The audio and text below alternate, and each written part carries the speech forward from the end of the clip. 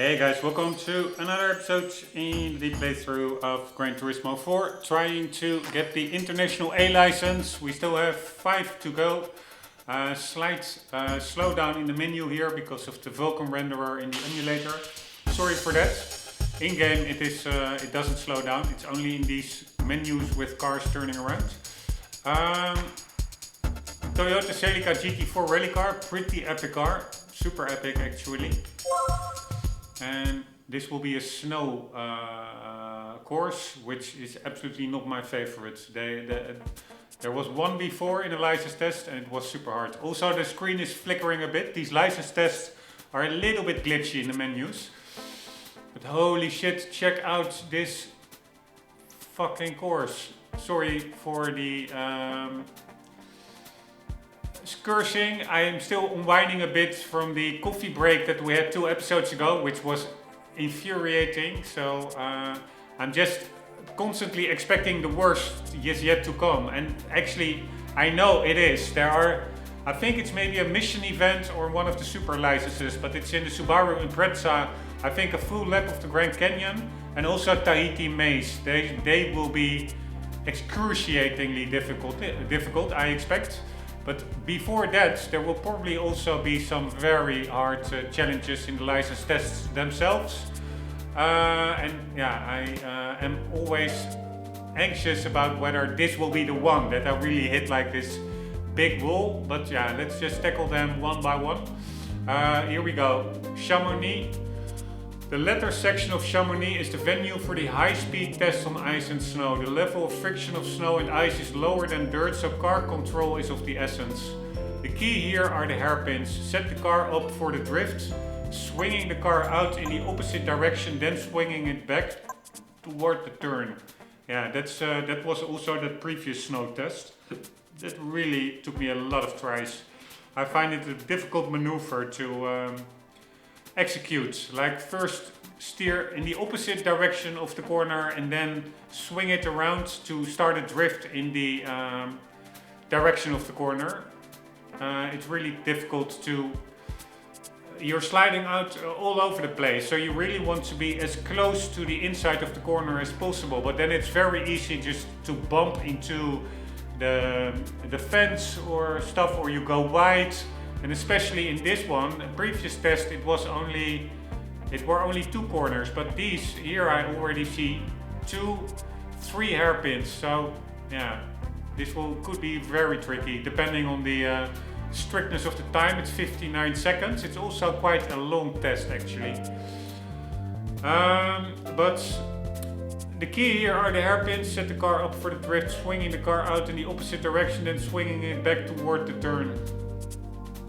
The momentum caused by the change of direction should allow you to slide through the corner more effectively. Start to slide in one direction using the steering wheel as you either hit the brakes or lift off the throttle. This feint will help you achieve a smooth, powerful drift.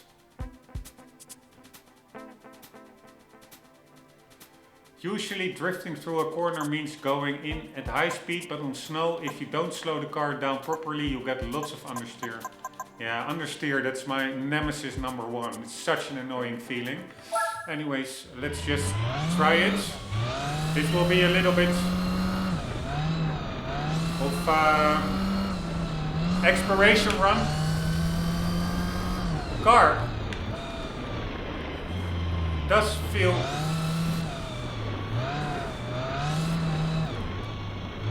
pretty fun to drive, or at least it felt fun to drive. We are still in the race. The sound is pretty cool. Also the fact that I just know that I'm driving a Toyota Celica. Fuck me. So annoying because the wheel it doesn't self-center in this game. So it's all over the place. But anyways, driving this car in itself is pretty cool, I find. And I must say, Just like there's an old I think it's a PS2 game, SSX, a snowboarding game, which in my view also never really was topped as regards to the feeling of snowboarding and beautiful environments. Just like this is a PS2 game, but it looks really nice.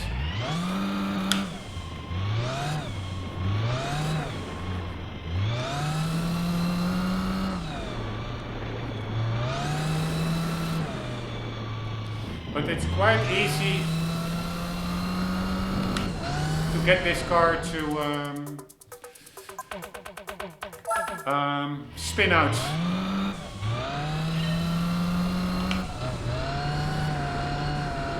And it also doesn't help that I really don't know the track at all. Where are the tighter corners?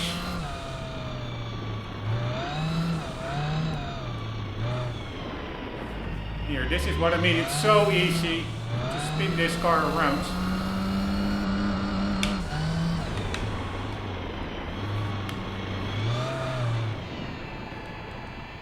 Incredibly easy.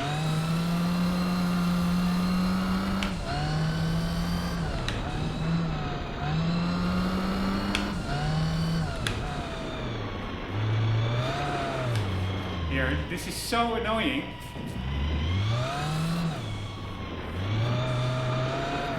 So that's the thing, you really don't want to get on the throttle too much because you will spin out the car. Also, I think your steering inputs just need to be gradual.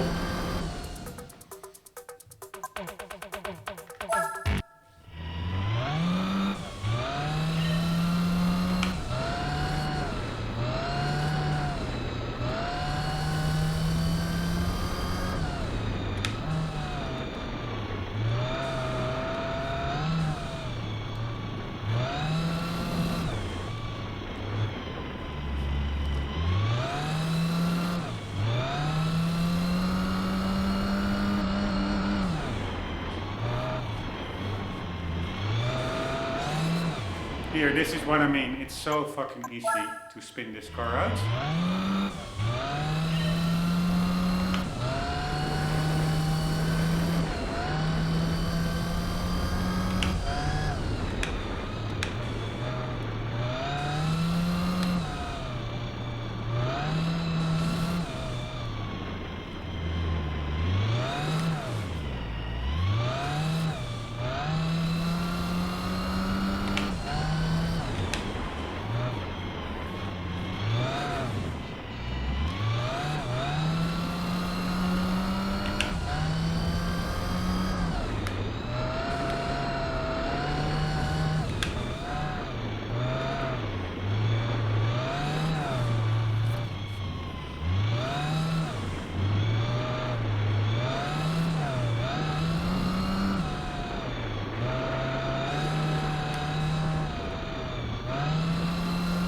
I don't need to brake as much for that last corner.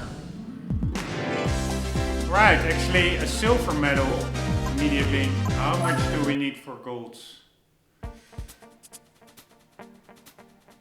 Holy shit, we almost had a gold medal. With the smallest possible increment to fail, I didn't get gold. So this is actually a super easy test. That's nice.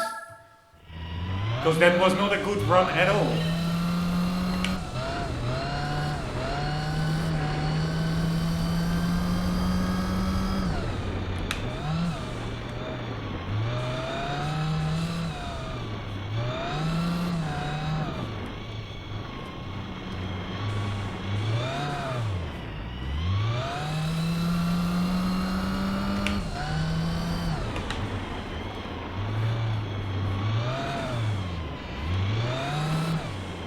Yeah, fuck me. I need to practice what I preach. Don't put too much.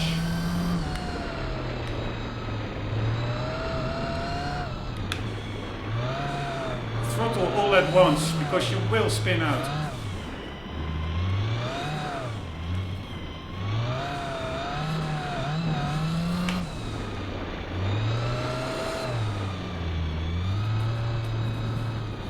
This was just way too bad. Sliding all over the place. God damn it, I missed gold by one. I don't even know what it is. 1,000th of a second.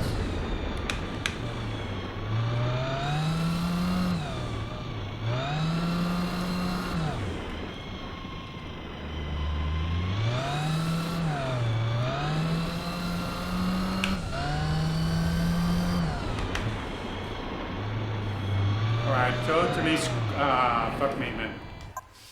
It is actually more enjoyable than or less frustrating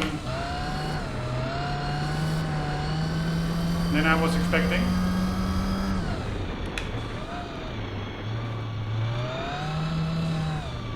You just need to be very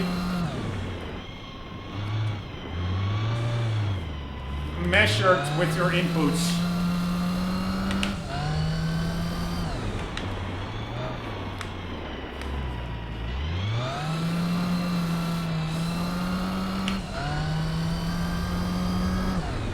And of course also learn the track a bit. Way too much braking here.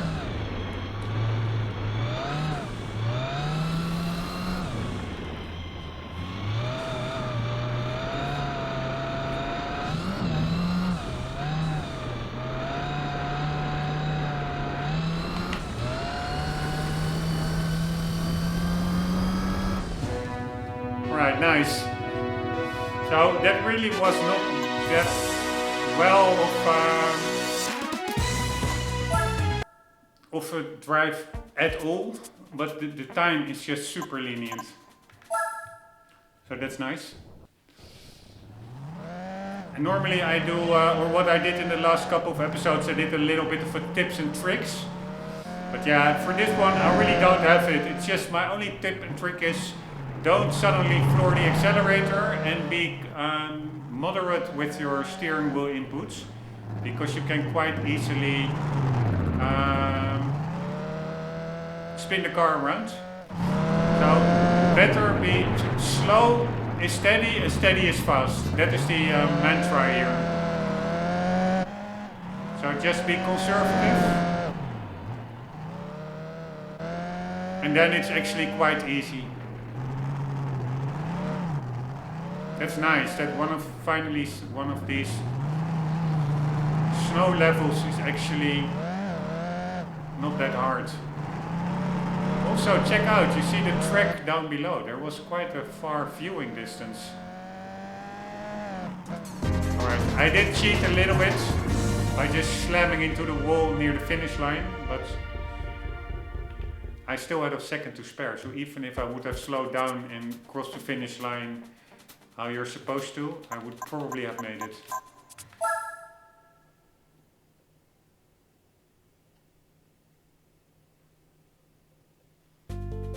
Nice, an M5 on the Nürburgring.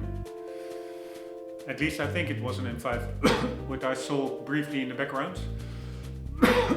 For our high-speed cornering test, we'll go to the super high-speed section of the Nürburgring North course.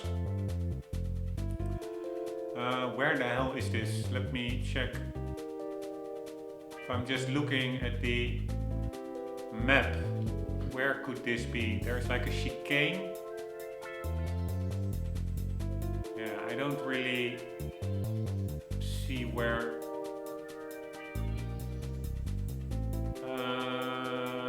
Yeah, this is the back end section. I think that may be that mini carousel over there, that what looks like a chicane. It's like the second carousel, the half carousel, I think. We'll go to the super high speed section of the Nürburgring North course. Make sure you're in constant control of your high speed car's speed on this course. After the start, the first right left can be taken flat out. Start braking for the S's. Yeah, maybe it's not where I think it is. For the S's, when the road begins to climb, there isn't much to the first right-hander, but the following left-hander is rather tight.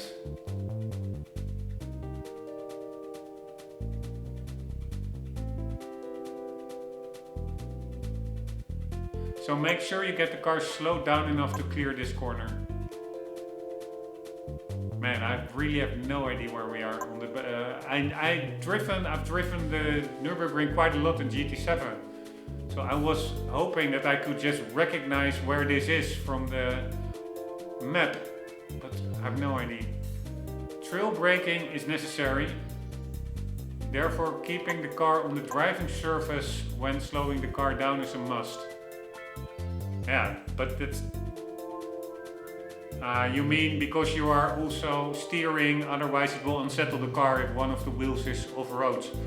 Otherwise I would say it is always important to keep the car on the driving surfaces, especially in these tests, because otherwise you get disqualified. If you don't stick to the inside of the corner, you won't be able to establish a good time. The two left-hand corners are rather deep, so be careful. Where are two left-hand corners? I only see one. At least in that chicane part. Alright, let's just see where this is. Ah, this is the foxhole, I guess. Yes, I know where it is.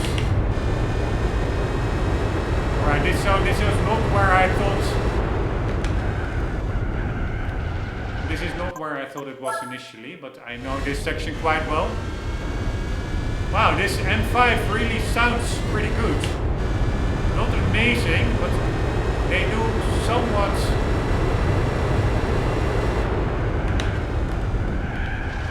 Fuck me. They do somewhat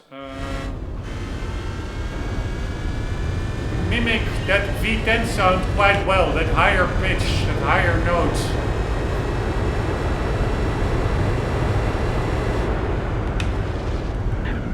God damn it, this car really, I'm used to, I drove this a lot, but it was in, by the way, 3 or 4 episodes ago I said it was in a Z4 GT3, but it was actually an M8 I think, or something like that.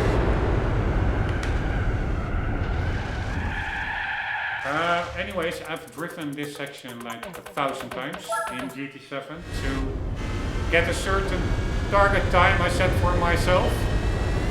But there you have so much more downforce compared to this car. This car really doesn't have any downforce. Holy shit, this car really easily loses balance. But still, I like this test.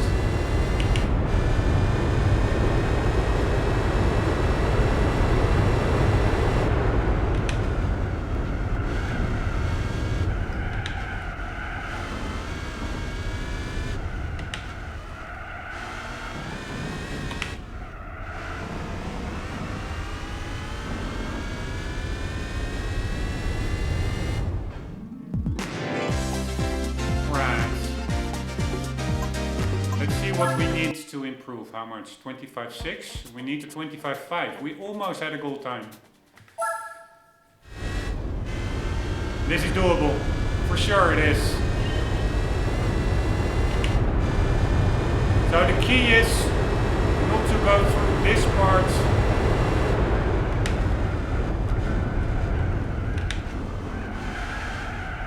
As I would do in the M8 GT3.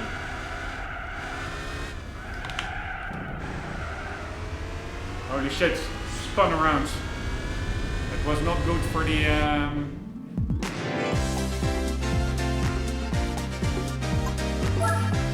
exit time.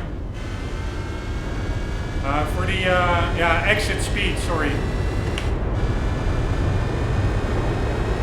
But man, looking forward to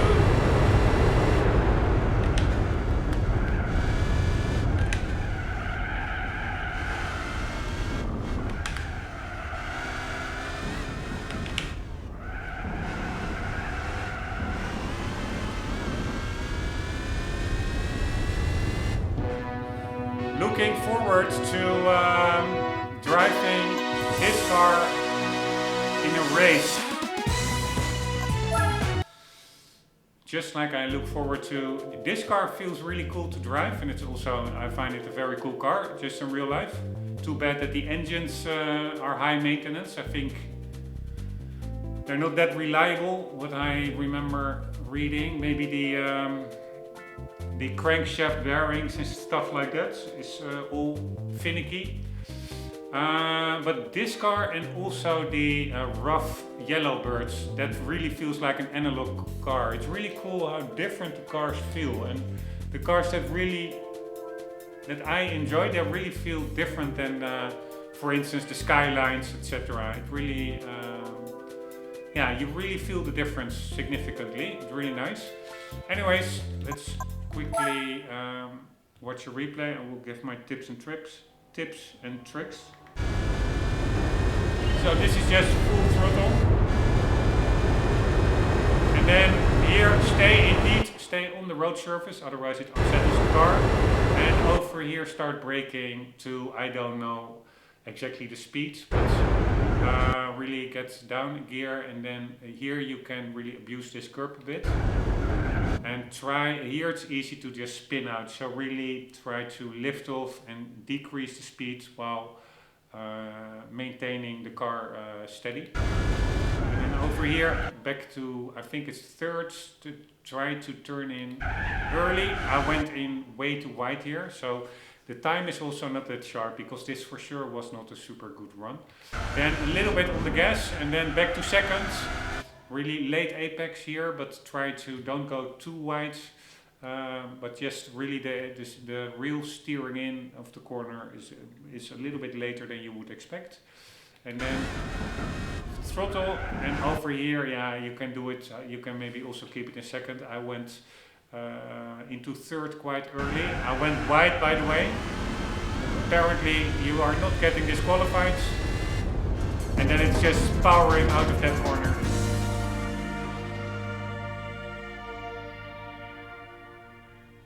Man, a PS2 game this is. I still cannot wrap my hand around it. It's so amazing. Fucking PS2, man, this. Look at it. This just looks amazing. It sounds good. It's fun to drive. Yeah, I used to play the PAL version 20 years ago. I understand the physics in the NTSC are a little bit heavier, a bit weightier. And I must say I really like the physics. They're much better than I remember. Alright, another one in the pocket. Here, what a cool track and car combination. Around that time when the game came out, 2004. Pretty sure that is when this car came out as well, approximately. Let's see what the model year is of this BMW.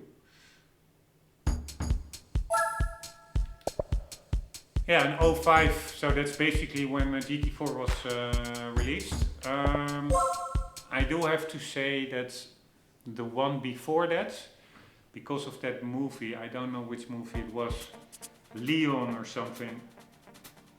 I think it maybe was Leon. But there's like one, or that guy with that action actor with the bald head. There's one movie where there is like a huge chase scene with a BMW M5, which is the preceding model to this one. I don't know which one that is, the E39 or something. I have no idea actually those types, but wait, I will look it up. So we do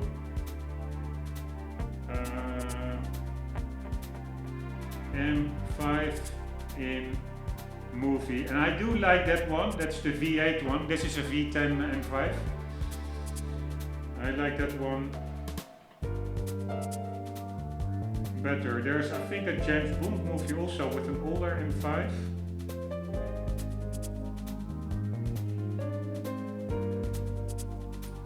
One moment. I have an article here. The best movies featuring BMW M.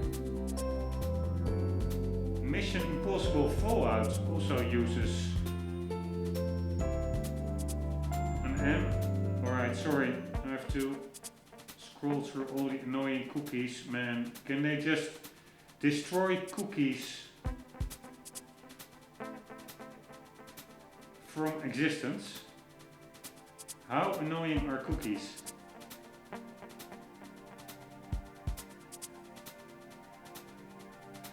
Alright, Overdrive 2017, Mission Impossible.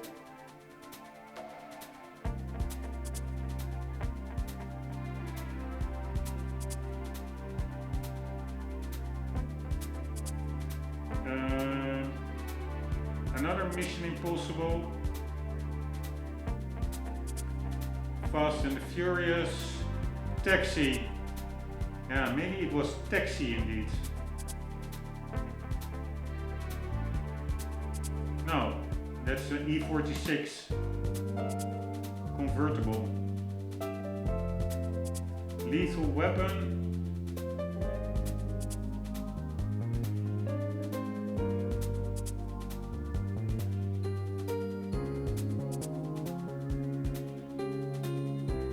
Here, BMW M5 and Epic Car Naughty's Chase.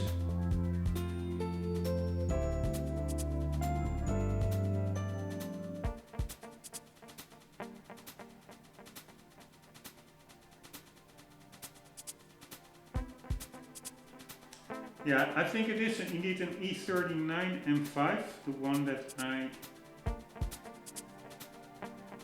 mean, but the movie, was that Leon? No, I think it was The Getaway or something. One moment, almost there. Now I want to know the name of the movie. Here, Clive Owen, that was it, I think. Or no, that was just an M5 movie in itself. It's a director, not an actor.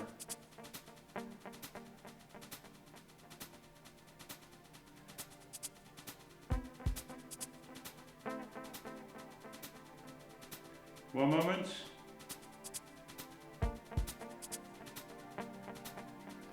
Yeah, Clive Owen.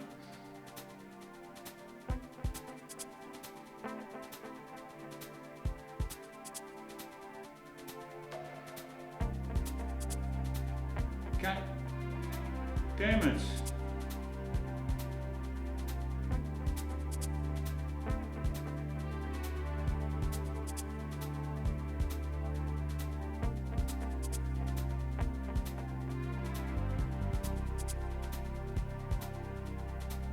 I don't know which movie. Ronin! This is it. Nice.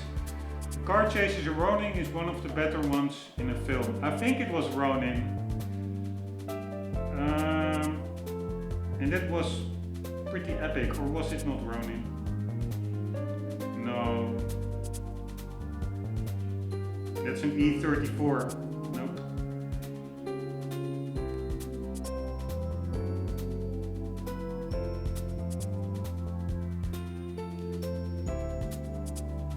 No, that was not it. I think I saw a movie with an E39 and that was amazing. Sorry, that was a really long sidetrack.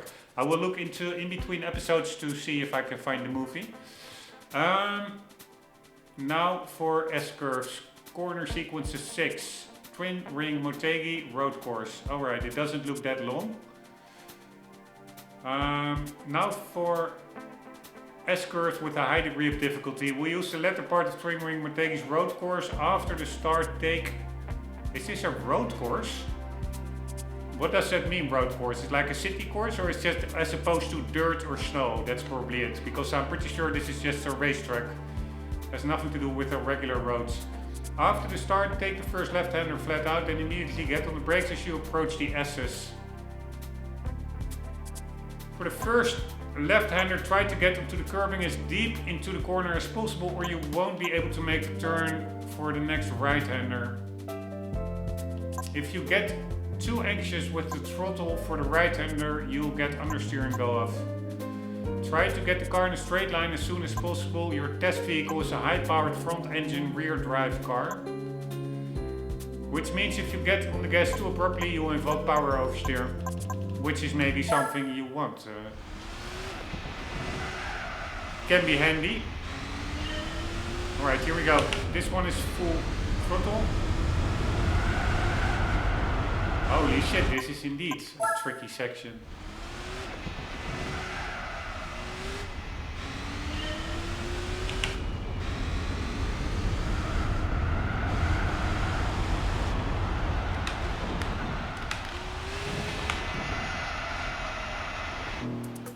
God damn it. Man, this car really looks like a boat. Ugly design, or at least not appealing to me, especially the rear ends. While they can really make beautiful cars, which in my view the best TVR ever is the Sagaris. I really would like to drive that one in real life. Alright, I already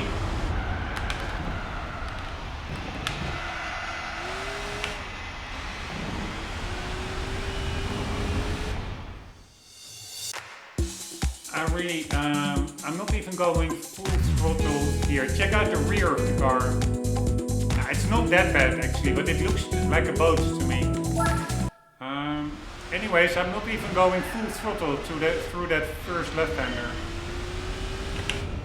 Well, they said you could.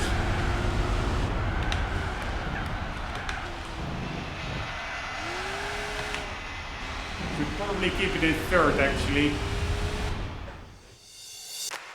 I'm not even hitting the silver time.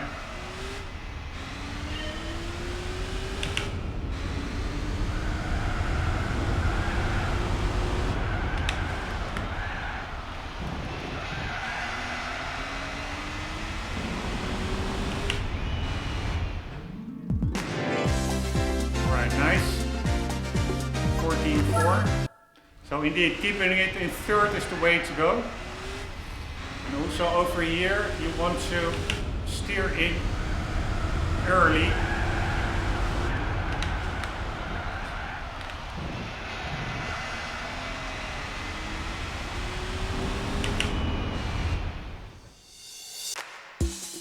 Alright, I didn't do that entry of the chicane that well.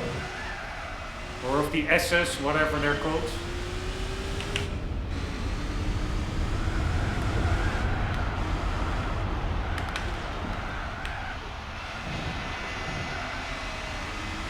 Yeah, I can go way quicker through there. Still, I think it was my best time. I wonder what the goal time is.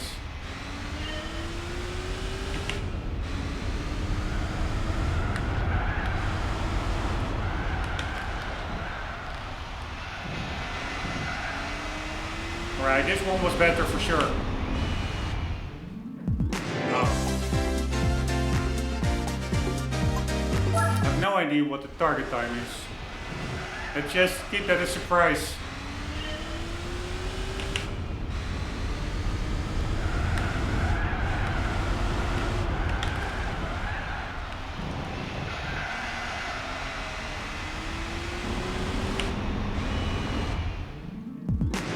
Holy shit, it was actually quite a good time. It felt super slow.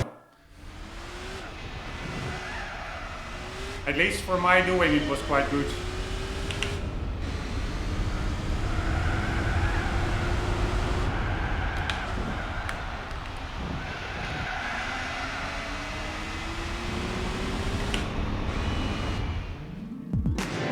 Man, the target time is quite sharp, I would say. Not sure I can go much quicker.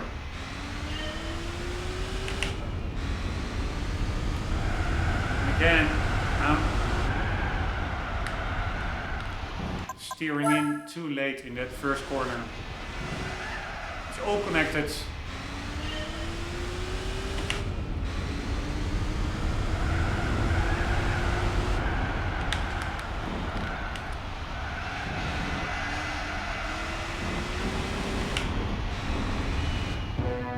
Nice! Woohoo!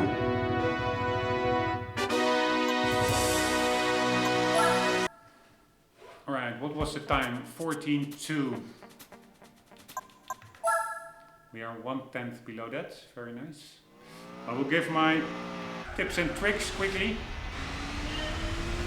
So this is full throttle. You really want to steer in quite early. Already here for this corner, just abuse the curb a little bit so that you don't get too far to the right side. You want to maybe approach this left-hander.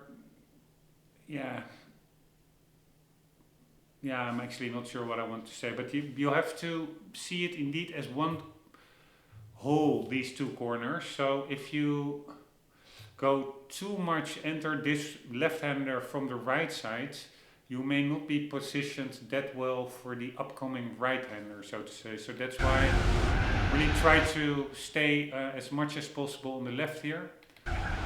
Already really in the direction of that next right-hander, and then just you lift off a little bit, half lift approximately, and you can, in third, you can get on the power quite early actually, earlier than you would expect.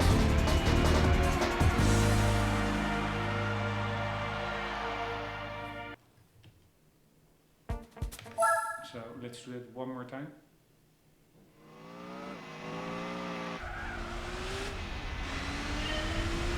So here it is steering in early, full gas, and here you start to brake back and lift and get on the gas as soon as you can. Yeah, there's really nothing much more to it. It's not that much tips and tricks for this one. And let's watch it one time from the outside. Always nice. That's my little reward always for getting these little tasks done.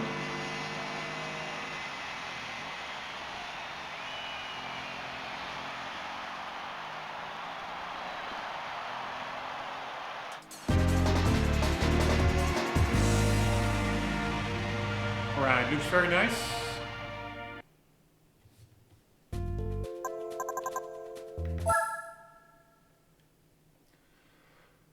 What else? What wall will we hit next? Rombbb, holy shit. North, yeah, this is a full lap of the Nürburgring. God damn it. Now for a session with pace car again. Let's take a lap around the challenging Nürburgring's North course. Nordschleife. Does Schleife mean course? I wasn't even aware. Let's double check that.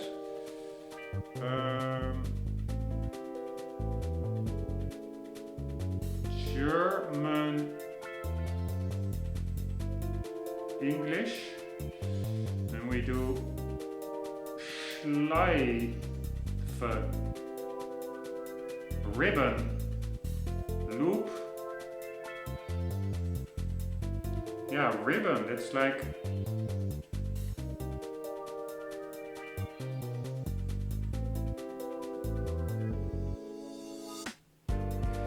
let's do that differently. Schleife, English.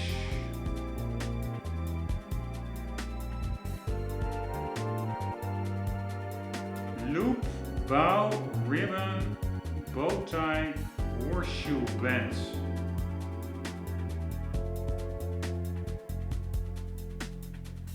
Alright, this is a little bit like a chord or something, short. But yeah, here in this game it's translated as North Course, which also makes a course is of course a loop laid out with a bit of imagination. It's an incredibly long course with one lap measuring about 12 miles. There are more than 170 corners here, so don't... Holy shit, I was not aware there were that many corners. There are more than 170 corners here, so don't try to set a blistering time right away. You need to memorize the course first. Not only will you need to remember the sections you've seen before, but you'll need to learn some new bits as well. Make sure you input every inch of this track into your brain before going all out. Memorize the location of the curbing and the width of the track in various places for these bits of information will come in handy. Once you've done this, then start finding the proper line through the course. Observe the pace car carefully and follow its line precisely. Yeah, so that is my only advantage. I've done the Noordschleife a lot in GT7. So let's see if that helps. It's a pretty cool car, by the way. I do need to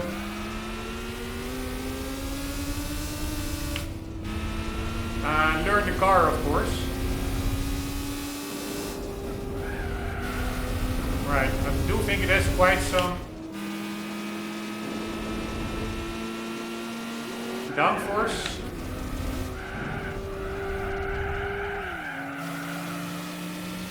I do think in real life that this car actually maybe revs even higher than the 8 or so it does here. I think this was pretty much a screaming machine.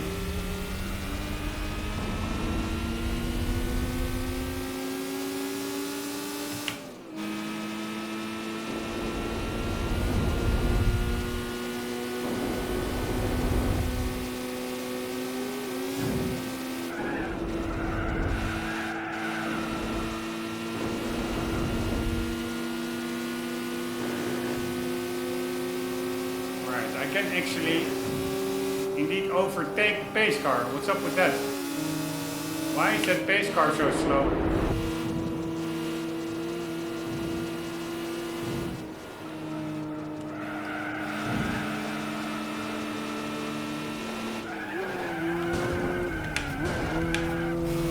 Alright, at least that was not a disqualification. Normally I think bumping into the pace car a disqualification. But man, this pace car is quite slow, to be honest. Alright, this is what we did.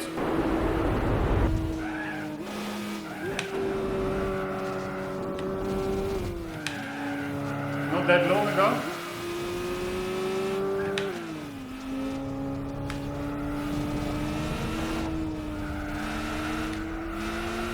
Drifting through the corner, not good for the time, but whatever. Again, I find it annoying that I'm actually catching up to the pace car.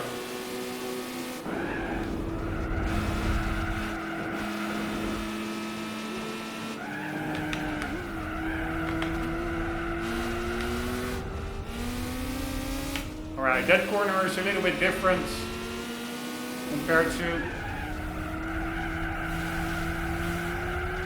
how I took it in GT7.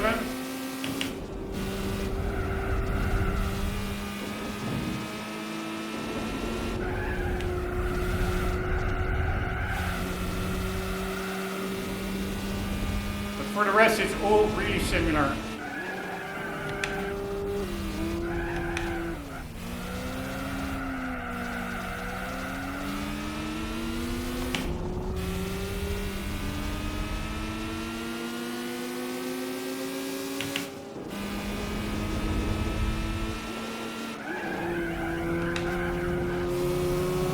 Man, that pace car really is braking way too much.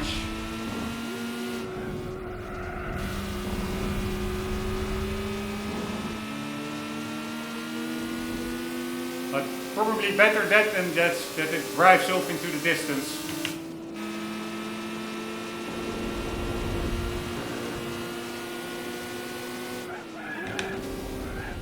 Alright, I'm braking too early here myself. Which is stupid because this is an incredibly important corner with the long straight after it.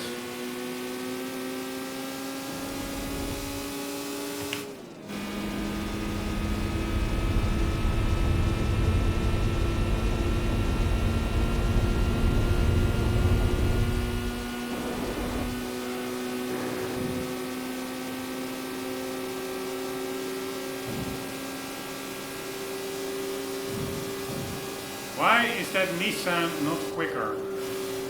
I'm gonna... Oh. make a little bit of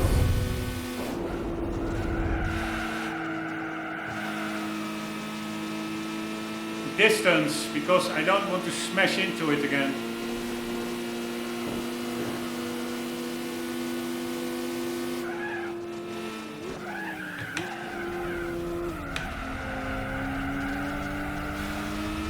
Alright. I was just distracted by that pace car, so screwed up that corner.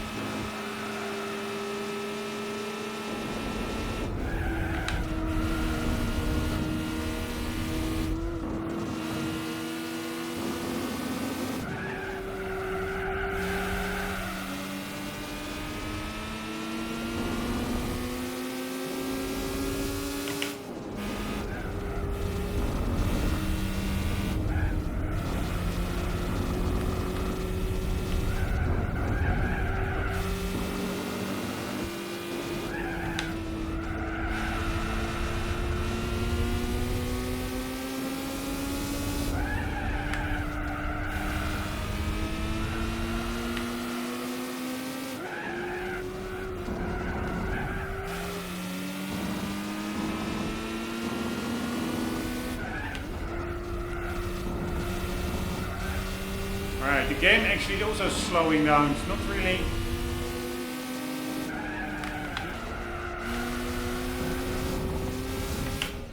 Alright, it's screwing it up over there. God damn it.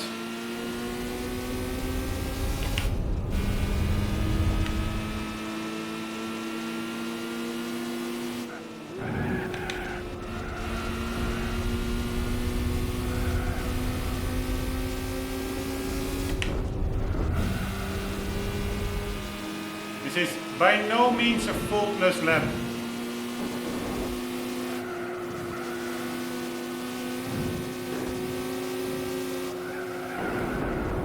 Holy shit.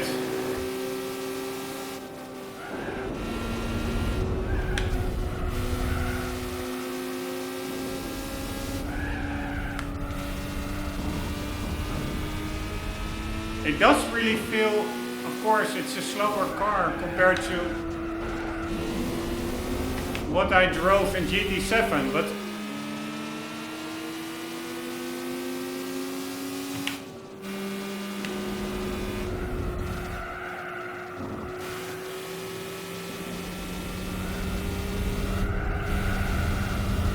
it does feel a little bit slower, the whole experience compared to GT7. But that's maybe also because the game sometimes just physically slows down, like frame rates wise, it seems to. I have no idea what the target time is. But again, I have to hold off because I don't want to bump into the pace car. So I really find it annoying.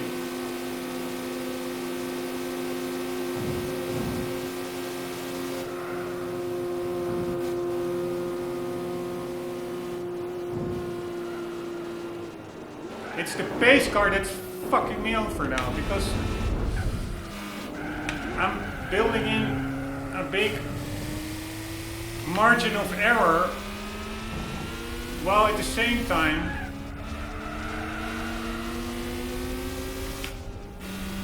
I want to nice. At the same time I want to keep the pace, but I also want to keep distance to it, because you can be disqualified if you overtake the pace car or if you ram too hard into it. But anyways, the time was super lenient, 9 minutes. That's the same as I did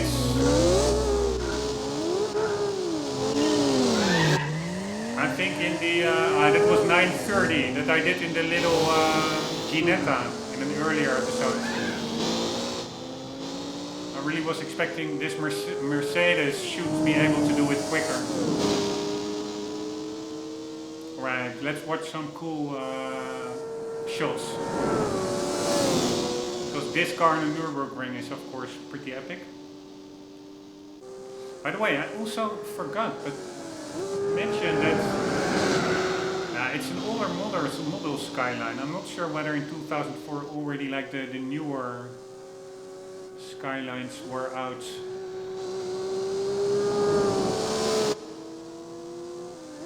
If so, then it would be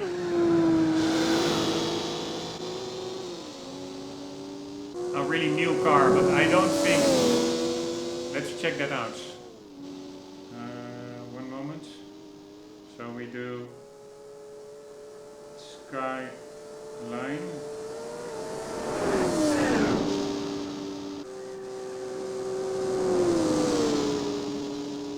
Jesus Christ, first you get all kinds of movies.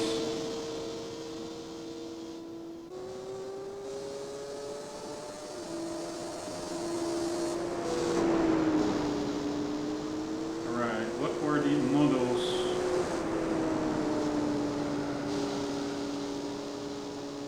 They started in 1957.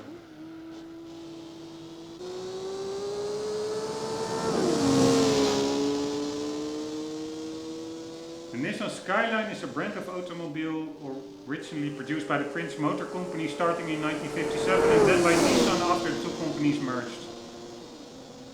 Alright, but can I somewhere see fucking production years?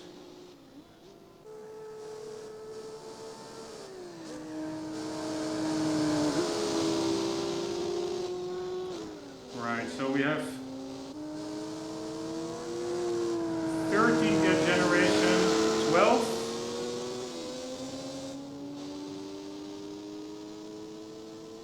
No, this is not what we want actually. It's not the Skyline. It's a GTR. God damn it.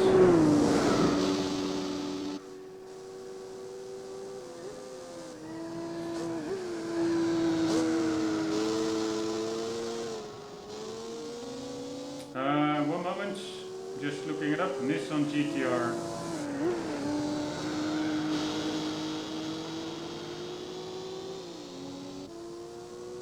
Ah, so that's the new name. Before it was called the Skyline GTR. So, 5th generation is the one that we see on screen, I think. That's the R34. And then we get into the, I guess, an R35.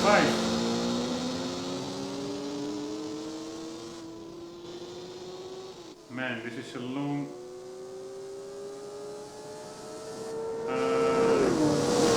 article on Wikipedia.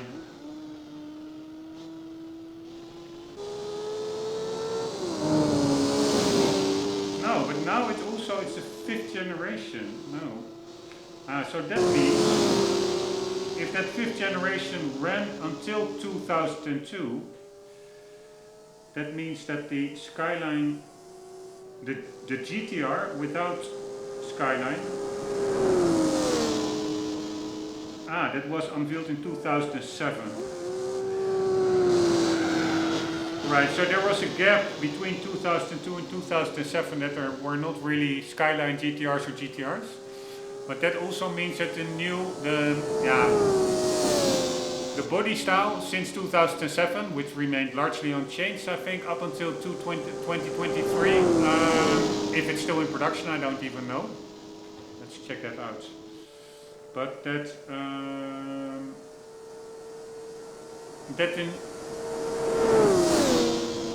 new car from 2007, it's not in Gran Turismo, because Gran Turismo got released in 2004. 2005 approximately. Yeah, it says here that it is still in production, the Skyline. It was unveiled in 2007 and I think maybe in 2009 it really began production.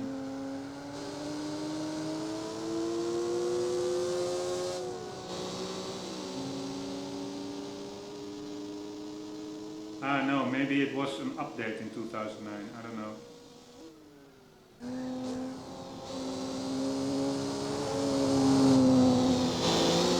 2008 were the first one in the US, I think.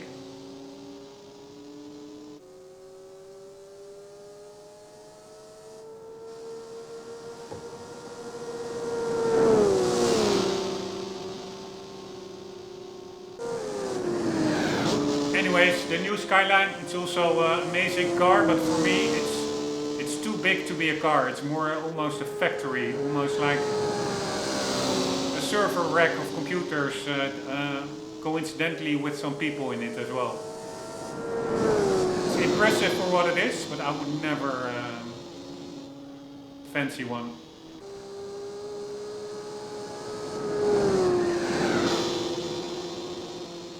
And that Mercedes, although it's also a very iconic car, also it's not for me.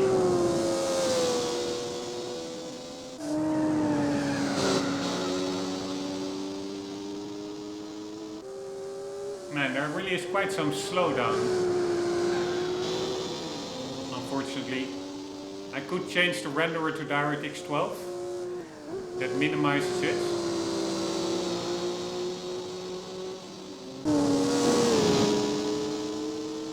I think the reflections of the cars may then be a little bit less detailed. So it's a trade-off. But probably worth it for this replay, because there's way too much slowdown here, I notice. Anyways, how epic is this? 190B, I think. With the Skyline blasting through the German forest.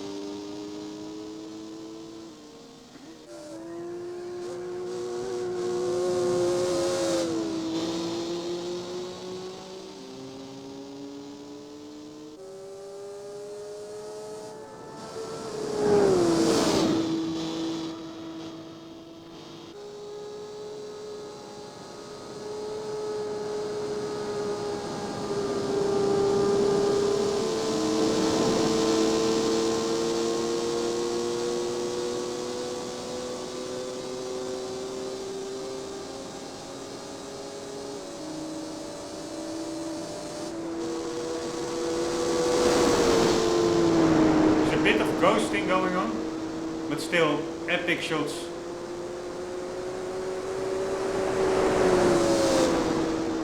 And here is where I almost lost it, because I was lifting off not to bump into the Skyline, but also wanting to keep the speed. So over here it didn't take much. It wouldn't have taken much more to really go off track.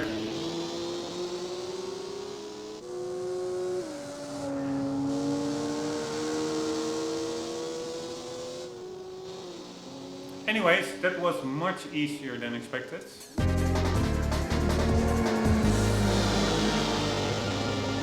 First attempt gold, so in the next episodes, I assume there's one more test. We will be doing that one and completing the IA license. Graduation test. To obtain your international A-class racing license, you'll need to successfully run the start circuit at full wick in a Group C racing car. But not the whole circuit, right? You'll start on the Mulsanne straight. From here you'll be running flat out for about 4 miles. Despite being a straight, there are slight kinks here, as well as road irregularities. I'm now thinking, can't I just do that? Nah, let's do it the next episode. Otherwise it really becomes too long. as well as road irregularities. Be ready at all times on the steering wheel. The brakes are very powerful on this car, so use the 200-meter post as the indicator to begin braking. After the right-hander, you'll be on another straight for about a mile, then you'll be confronted with some tricky corners. One of them, Indianapolis, and the other, a 90-degree turn called Arnage. Treat the latter as if you were running a street course and enjoy the rush of 237 miles per hour on the straights. Alright, but it does really feel super easy, so let's see if we can quickly do this. Yeah, so that is the only thing I need to know.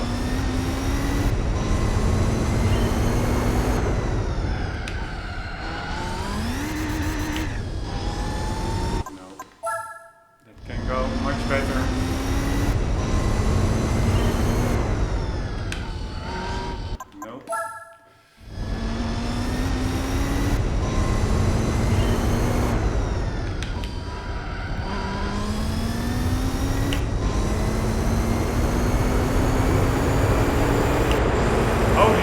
Epic. Man, my steering wheel is like vibrating like crazy. It's not doable. It's crazy. Not sure. I really need to change these settings because I have to use all my force. The wheel is just bouncing up all over the place.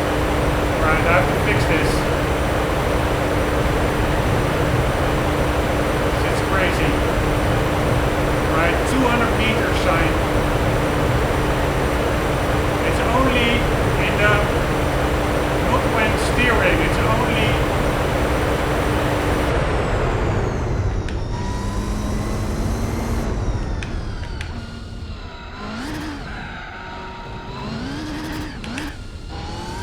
It's only when the steering wheel is dead straight. It's just very forceful. It's really weird.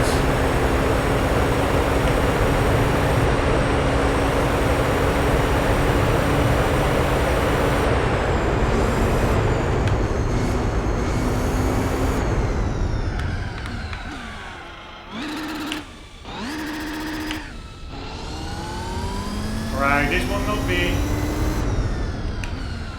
a gold time,